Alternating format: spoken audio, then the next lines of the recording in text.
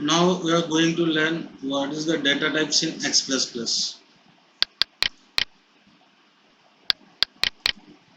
Okay, we have two kind of data types in X++. That is primitive data types and compositive data types.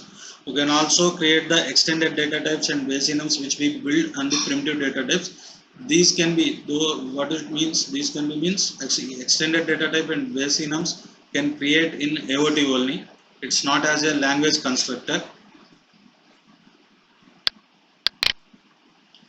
What are the primitive data types? Any type, boolean, dates, enums, GUID, integers, strings, time of day, UTC, date time. These all are will called as a primitive data types. Any type means as a placeholder for any data type. Boolean means it will return the false or true. Date in it contains the days, months, years. Enum means it contains the some fixed values like if you are taking the gender is male and female, those will call as a elements, so those fixed values will treat as a enums. GUID means global unique identifier, it will generate the system if you are using that one. Next, integer without decimal values. Integer means it does not contain the decimal values, so those we will call as a integers. Numbers like 1 2 3 4 5. Real numbers, I mean real means everyone is knows it contains the decimal values like 1.00, 1.20 like that. And strings, it contains any number of characters like it includes the numbers, date, time, whatever you can give. The time of day means it contains the hours, minutes, seconds, why? Because it returns the only time at that day. And UTC, date time, means it contains the date along with the time. These are primitive data types. So what is the null values? If you are not giving the any values to the that specific primitive data type integers in primitive data types, it will give the values date. It will take the 1900-0101. So if it is comes like that, we'll treat that one as a null value. Enum value, it will returns the 0. Integer, it returns the 0. Enum value backend, it contains the 0 and 1s only. 0 1 2 3 4 like that numbers will contain. Front end, it will shows the element names. And real, it default value is 0.0. String is an empty string like nothing, even though it will not show the null, nothing. Time is 0 0 0 0 0 like that. So what is composite data types? Composite data types means arrays, containers, classes,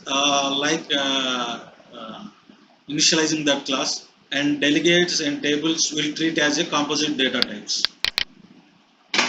Default values for the composite data type, array, it will shows the as data type, and container, it will shows the empty, class null, delegate is not applicable, will not give the anything to the delegate, table is empty.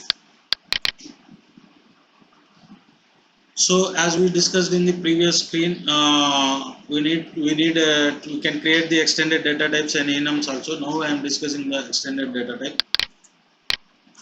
So extended data types are the user defined types based on the primitive data types, boolean, integer, real, string like that. And the composite type is only container. In composite type, only container can be applicable.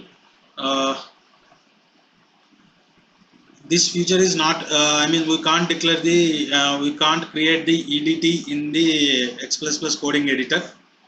We must be created in the AOT only. And EDT is a primitive data type or container with supplementary name and additional properties. For example, you can create the EDT with name. That name will be a string. I mean, that will be a string. String will use string name is a doesn't make a sense. Name we can declare, that is a makes sense, and when who are looking into that code, they can easily understand what is the purpose of this specific EDT.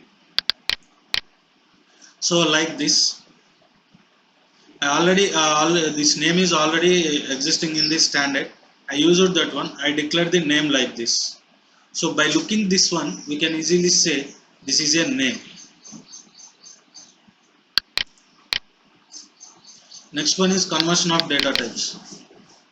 So default values for the primitive data types, we already knows this one. Conversion, if you are writing the expression, left side one is the integer, and right side b would be is a boolean. Even though if it is integer, boolean values will return the true or false. Okay, if it is true, it will return 1. If it is false, it returns 0. Like this we have did many things. See here, even though we have different type of conversions here, please go through this one. Next one, another way also in runtime also we can convert the data types. Here just see the screen. As a global variable, I declare the a is equal to 1, b is equal to, those are integers. If I want to convert that integers into a string, I have to declare the string first value into string, means it is converting integer to string. So finally it will take the string and it will store the value in the first value. And second value, whatever I used is any data type you can pass. That any to string, any to str means any data type you can pass, it will convert to the string. It does not specify the this specific data type you need to enter. If you are looking into the first value expression, it will shows that it will only convert the integers to string. But in second value, it will takes the any type to string, I mean any data type to string data type. This is the conversion of the, I mean this is the use of the data types. We will meet in the next session.